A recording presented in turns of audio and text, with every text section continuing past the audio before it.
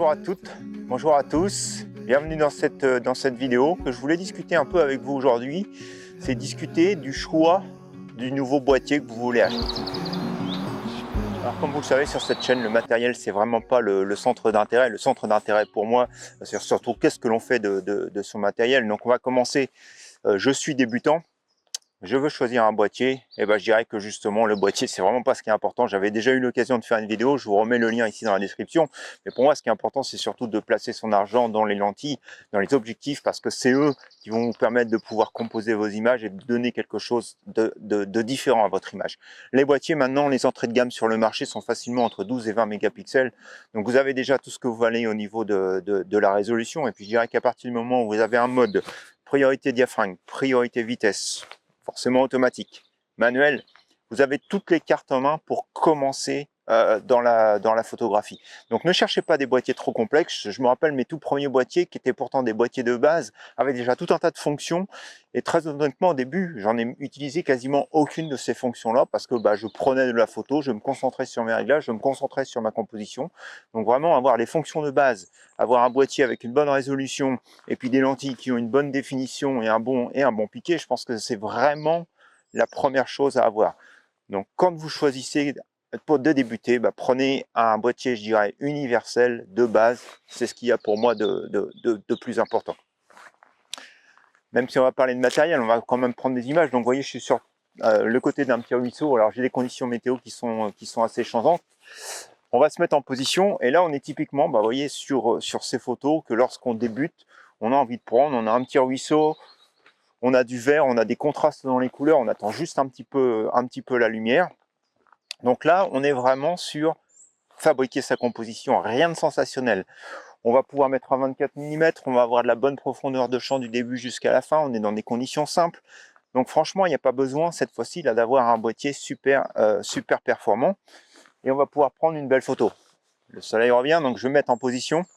Et puis je vous explique un peu ce que j'espère faire ici. Allez, c'est parti. Alors, quand je vous dis je me mets en position, je me mets en position très simplement.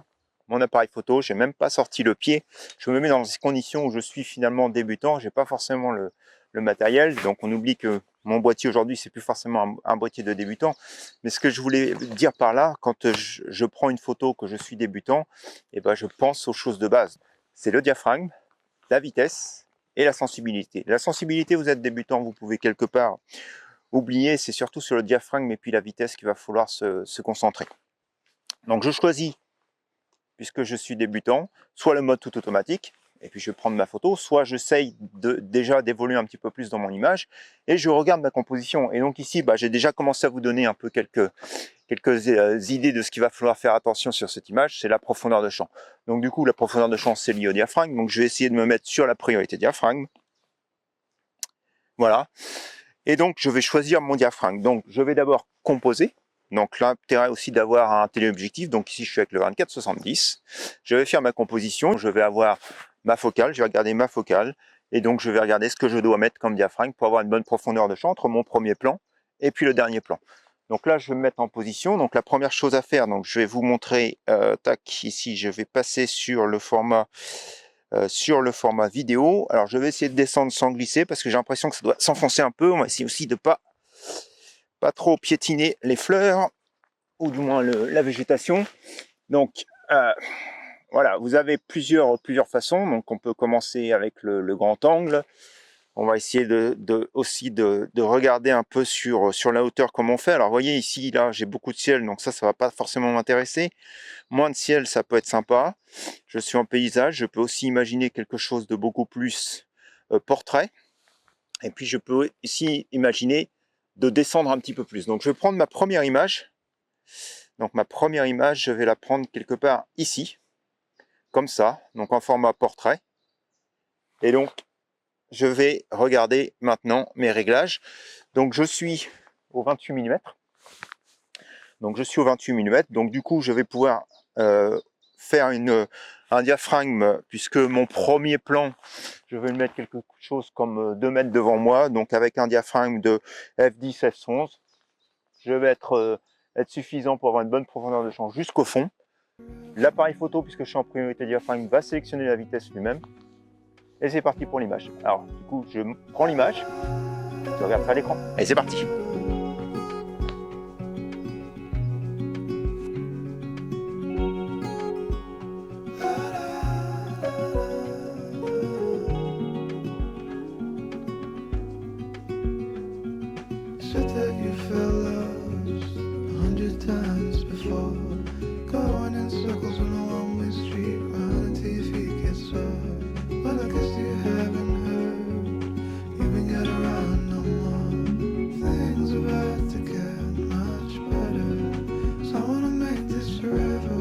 Donc comme vous avez pu le voir sur cette image somme toute simple, au départ, quand on débute, on est vraiment sur finalement appréhender tous les éléments qui vont faire une belle image, donc la composition et puis les réglages de vos vitesses et de vos profondeurs de champ. Que vous vouliez photographier en priorité vitesse, priorité diaphragme ou en manuel, c'est toujours ces composantes-là qui vont influencer vos images. Une fois que vous avez maîtrisé tout ça, là, vous allez probablement pouvoir commencer à vous dire, ok, bah déjà, qu'est-ce que j'aime? Est-ce que j'aime photographier en macro, de près? Est-ce que j'aime photographier plus des paysages larges? Est-ce que j'essaye d'aller chercher des détails? Donc c'est là aussi que vous allez ensuite apprendre à utiliser vos objectifs. Mais comme vous voyez, le boîtier là derrière, lui, il va toujours pas changer. On est toujours sur les mêmes particularités. Donc après, ce qui va pouvoir se passer, c'est que vous allez vous retrouver dans des situations de plus en plus compliquées. Et donc c'est là où, par exemple, vous allez vous dire, bah, ok, moi j'ai pas encore mon pied, et donc j'ai besoin de la stabilisation. Donc effectivement, maintenant dans les appareils, que ce soit sur les lentilles ou sur les boîtiers, vous avez la stabilisation, ce qui vous permet de descendre relativement bas en vitesse. Et quand on décide de faire de la photo de paysage, on se retrouve souvent, même si là, pour l'instant, c'est pas le cas, avec des vitesses qui peuvent être parfois très lentes. Et si vous n'avez pas envie de sortir le trépied, et ben ça vous permet déjà à main levée de prendre des images qui vont être nettes grâce à cette correction en fait de vibration.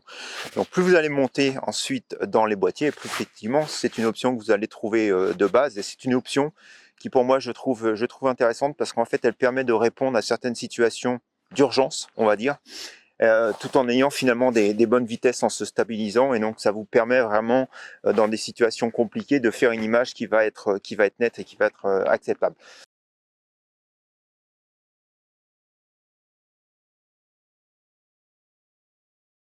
Alors quand on commence à faire de la photographie de paysage, alors bien souvent le premier objectif auquel on pense c'est le 14-30 mm qui est monté là en ce moment sur l'appareil, et donc le 14-30 mm ça nous permet de distordre quelque part ces éléments qui sont en premier plan, de les faire plus grands, et puis d'avoir donc une grande perspective des grands paysages. Donc là je ne l'ai pas utilisé en format paysage, comme vous le voyez il est monté en format portrait. Mais on se retrouve dans cette situation-là, on a un premier plan qui est relativement proche de l'objectif, et puis un second plan qui est relativement éloigné de l'objectif. Et donc, vous voyez où je veux en venir si vous avez l'habitude de suivre la chaîne. C'est là où on commence à parler de focus stack. Donc, au focus stack, on va faire plusieurs images, une proche de l'objectif, puis une un petit peu plus loin, et encore plus loin, et encore plus loin, jusqu'à temps qu'on ait suffisamment d'images pour que tout soit net dans le champ. Donc là, on oublie un peu, enfin, on n'oublie pas la composition, on n'oublie pas les réglages, mais par contre, on sait très bien qu'on n'aura jamais tout de net. Et donc, du coup, qu'est-ce qu'on va essayer de faire? On va essayer d'assembler toutes ces photos. Vous avez plusieurs façons. Vous prenez les photos manuellement, vous les emmenez sur l'ordinateur, vous passez sous Lightroom et Photoshop, vous faites votre focus stack et pouf, c'est parti. Maintenant, je comprends aussi que on n'a pas forcément envie de s'embêter avec ce genre de choses. Et donc, vous avez des boîtiers comme celui-ci, sur lequel vous allez lui dire, bah écoute, voilà, je veux prendre ma photo de là à là, et tu te débrouilles pour me faire autant d'images que tu veux au milieu pour que tout soit net. Et le boîtier, lui, va faire ces photos-là, et puis il va les assembler. Vous n'aurez pas non plus 5 photos à assembler, mais vous aurez une photo dans votre boîtier qui sera déjà assemblée, que vous allez pouvoir développer de manière classique. Donc ça, c'est une fonction qui est relativement intéressante. Très honnêtement, je l'utilise quand même relativement souvent. Alors pas trop sur ce genre de photos, mais vous m'avez vu l'utiliser quand j'ai de la photo de macro-photographie par exemple. Mais franchement, je trouve que c'est super utile parce qu'en fait, quand on est amené justement sur des tout petits déplacements à faire plusieurs photos, c'est quasiment mission impossible. D'avoir cette option-là dans l'appareil photo, c'est vraiment super intéressant. Et sur des paysages aussi. Parce que très honnêtement, si vous le faites manuellement, vous allez prendre 3-4 photos.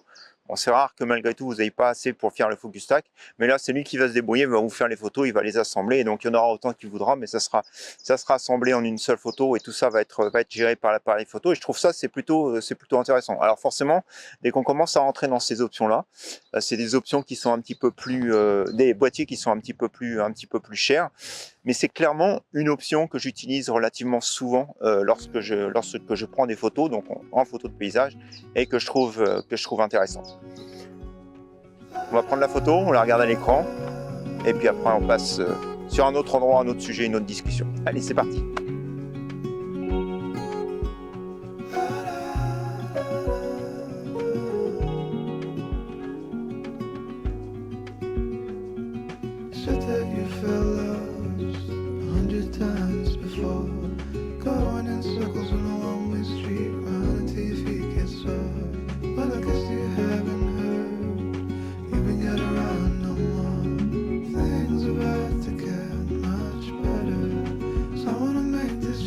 Alors voilà, je me suis mis en position pour ma troisième image.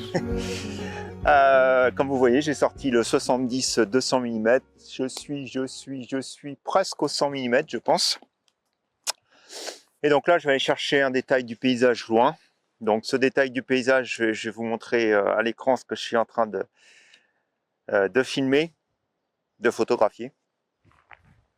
Donc encore une fois, un format sera différent sur la photo, mais voilà, ce que j'aime bien, c'est cette ligne un peu descendante sur le premier plan avec le champ de blé qui est en train de pousser, et puis les arbres dans le fond, et puis aussi ces structures ces couleurs et ces structures dans les nuages que je trouve intéressantes.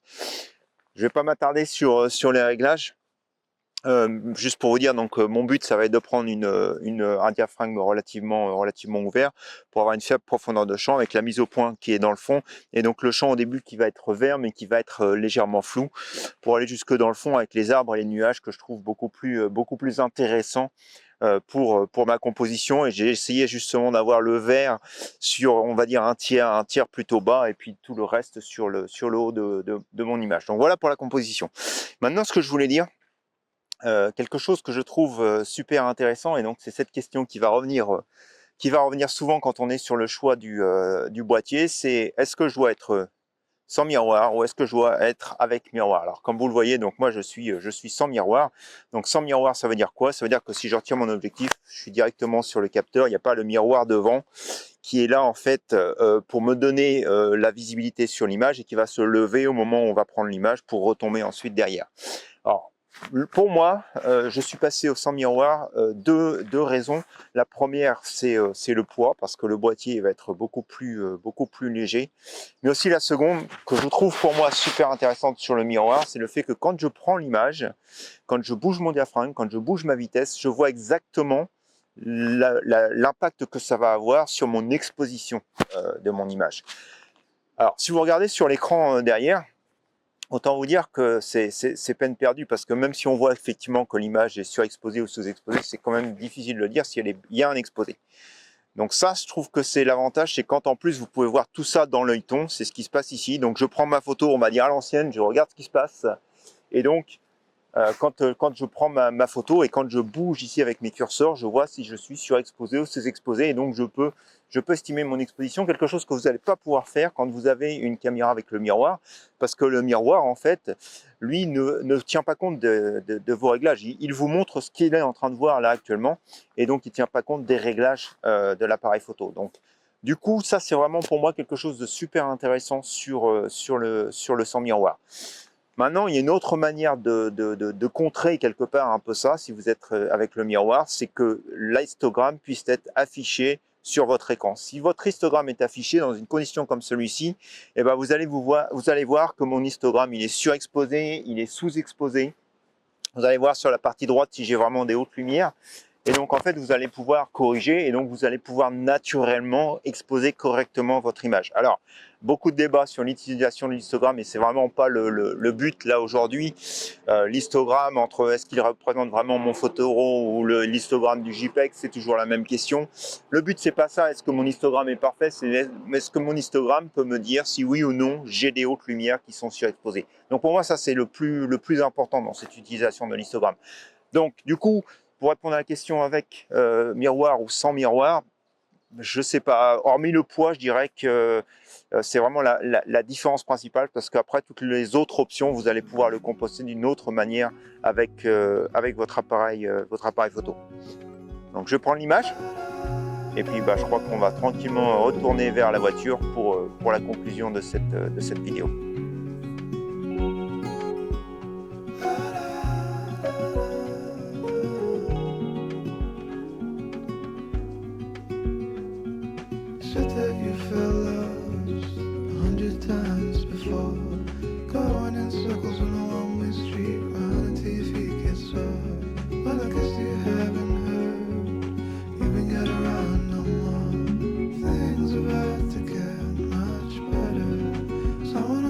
Notre dernière image pour la sortie d'aujourd'hui est plutôt simple à voir.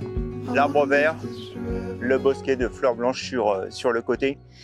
Mais avant que vous voyiez cette dernière image à l'écran, donc je voulais récapituler un peu tout ce que je vous ai dit aujourd'hui. Donc très honnêtement, j'avais déjà eu l'occasion de le dire, mais le boîtier, c'est pas forcément la chose la plus importante. Par contre, il y a effectivement quelques options qui sont intéressantes à penser, mais je pense que ce qui est surtout intéressant, c'est d'avoir un boîtier de base pour commencer, et puis après de s'intéresser à quelles options j'ai vraiment besoin sur mon appareil photo. Il y en a une autre que j'utilise sur celui-ci que je n'ai pas encore parlé, c'est la possibilité de faire des timelapses, par exemple de manière automatique dans le boîtier. Ça, c'est plutôt intéressant. Donc c'est toutes ces choses-là en fait qu'il va falloir regarder au fur et à mesure que vous allez pratiquer la photo. Mais je dirais, ne vous lancez pas dans l'achat d'un boîtier relativement complexe, parce que vous verrez que vous n'en utilisez quasiment aucune de toutes ces fonctions-là au départ, parce que vous avez juste à apprendre les bases de la photo avant de pouvoir dire oui, c'est ce que j'ai envie de faire et j'ai besoin de cette option-là pour le faire. Donc voilà, c'est tout ce que je voulais dire. Et je voulais dire aussi une dernière chose pour conclure cette vidéo, c'est que ce qui fait la photo, c'est pas le boîtier, mais c'est le photographe.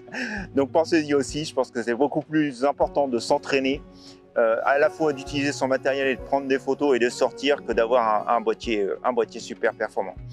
Donc voilà, écoutez, une vidéo avec un format un petit peu différent d'habitude. Je n'ai pas trop passé de temps à expliquer les images, mais comme vous avez vu, il n'y avait rien non plus de vraiment compliqué à expliquer sur cette sortie d'aujourd'hui. Mais en tout cas, j'espère que vous avez apprécié cette vidéo. Si c'est le cas, vous connaissez la petite musique, un petit pouce en l'air. N'hésitez pas à partager, à commenter. Et puis il ne me reste plus qu'à vous souhaiter un bon dimanche, une bonne semaine, et puis on se dit à la semaine prochaine pour de nouvelles expériences photographiques. Allez, bonne semaine à vous, au revoir.